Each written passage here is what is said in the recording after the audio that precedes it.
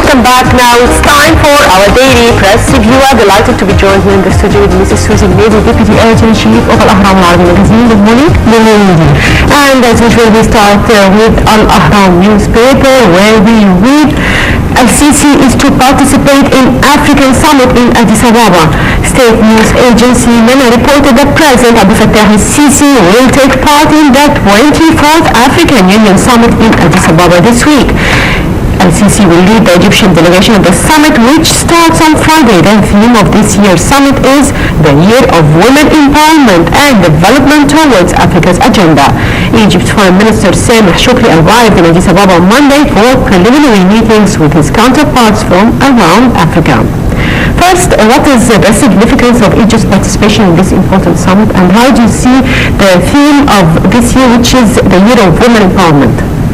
Well, it is very, very important, this participation. Actually, Egypt has not been participating in the African Summit for many years, unfortunately.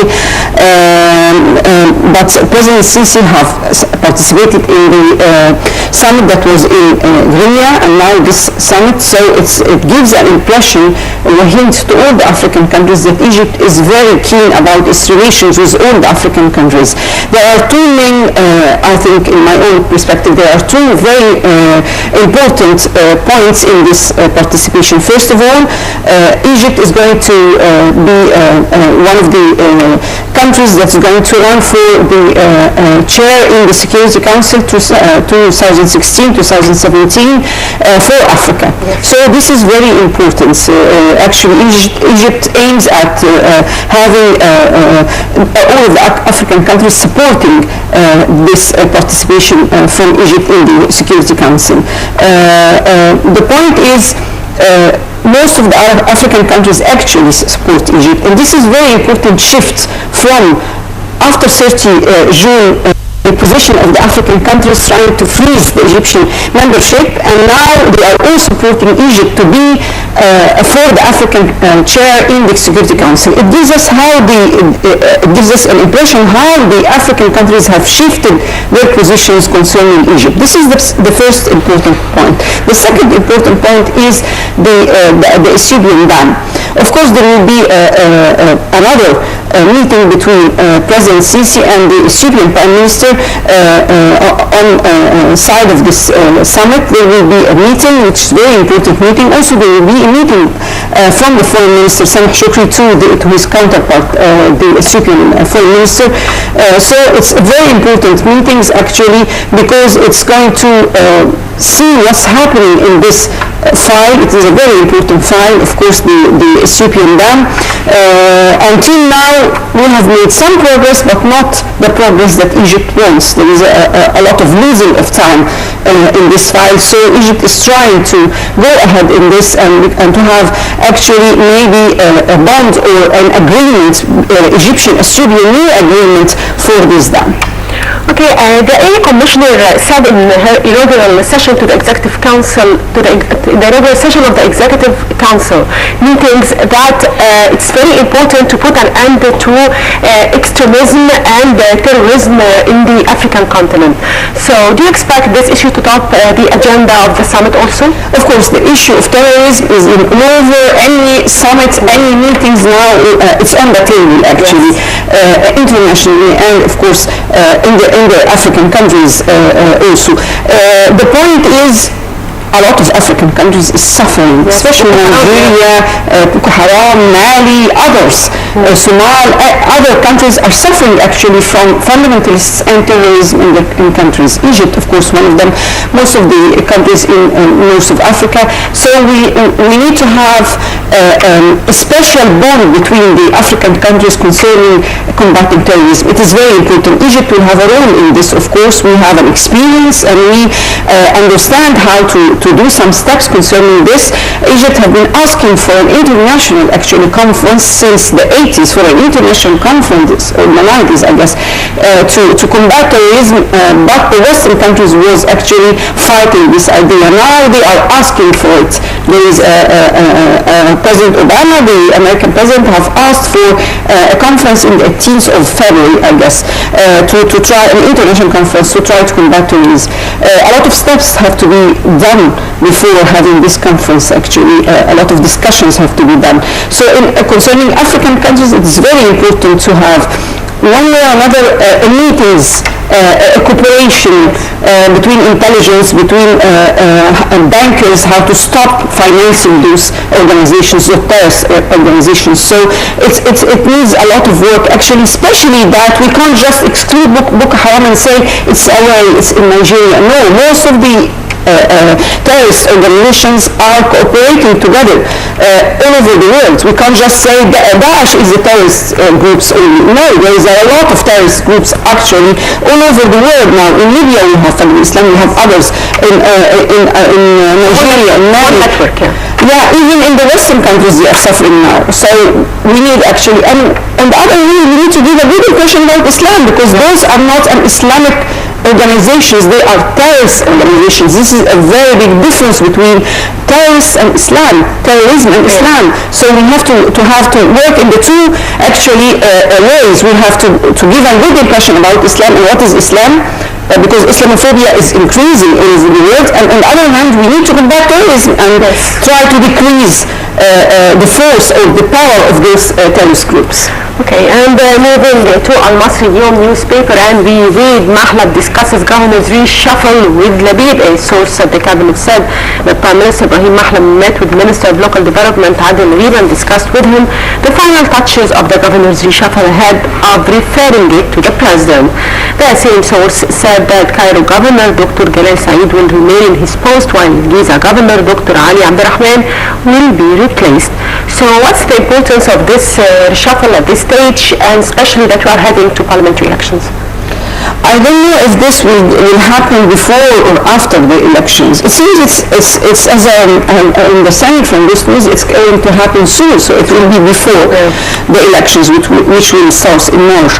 But actually, it seems that it will take some time, because most of the names, maybe some are apologizing. They don't want to have actually to work in public as a governor or others. So it will take some time, because it's not easy. It's not easy. Those governors are going to actually have elections, parliamentary elections, are going to be in a very delicate situation concerning the history of Egypt now that we are passing, at the stage of Egypt now that we are passing. It's a very delicate and sensitive situation.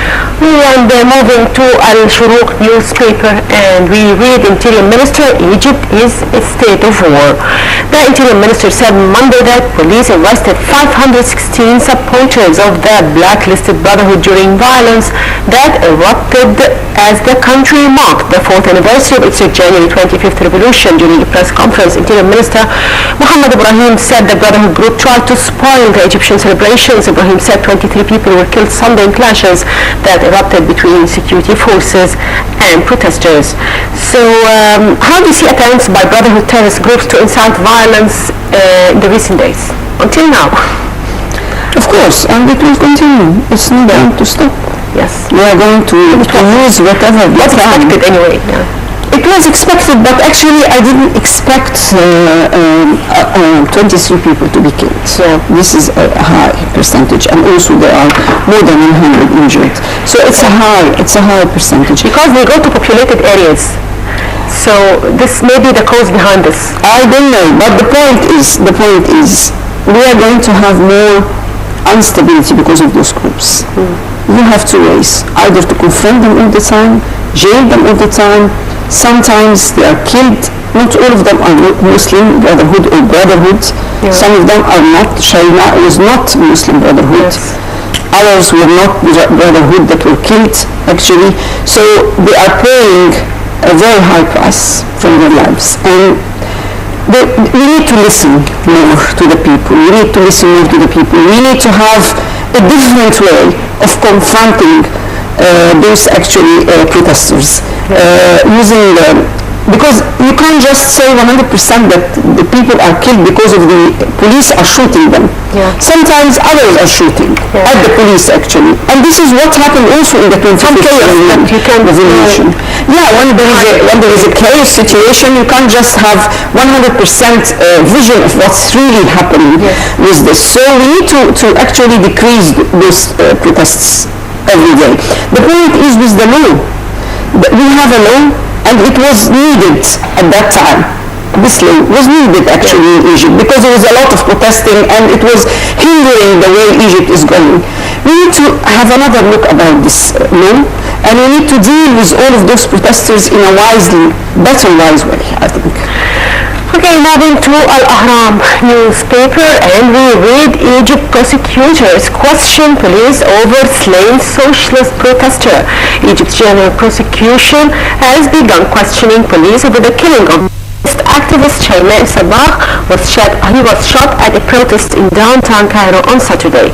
Prosecution has also seized 3 surveillance cameras from Talat Harb Square where the incident took place. So do you think that the killing of Shaimaa was targeted so as to cause a rift between the police and the Egyptian people? As I told you, you can't just have 100% vision of the real situation of what happened. She was pictured when she was injured, and after that very closely. And it is said that she was shot in a very close distance. So was this the police? Was others trying to play in this scene? I can't say. And the investigation... I don't know, but there will be investigations. We're going to wait and see. But anyway, she lost her life, and she has babies, and she's not the only one. Others are losing their lives, and this is not the situation that we want the new Egypt to be in. We don't want every day a lot of protesters and people are being arrested and people are being killed. We want to put this in the past and start a new Egypt. A new Egypt means everyone has his rights, human rights, and he's able to talk and to criticize and even to protest in a peaceful way in a certain place. Let's have a certain place. You know, in London we have the hyper.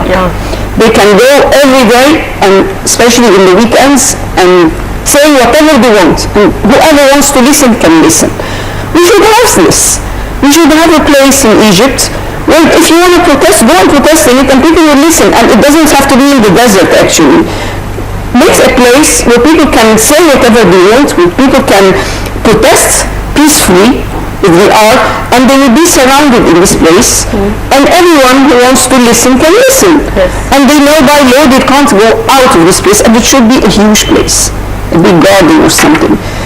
And by law they can go and protest there, but if they just go outside to the street or something, then you don't have to kill them, but they should be arrested, and there should be a law, of course, respected. We have to respect the law, but just any protest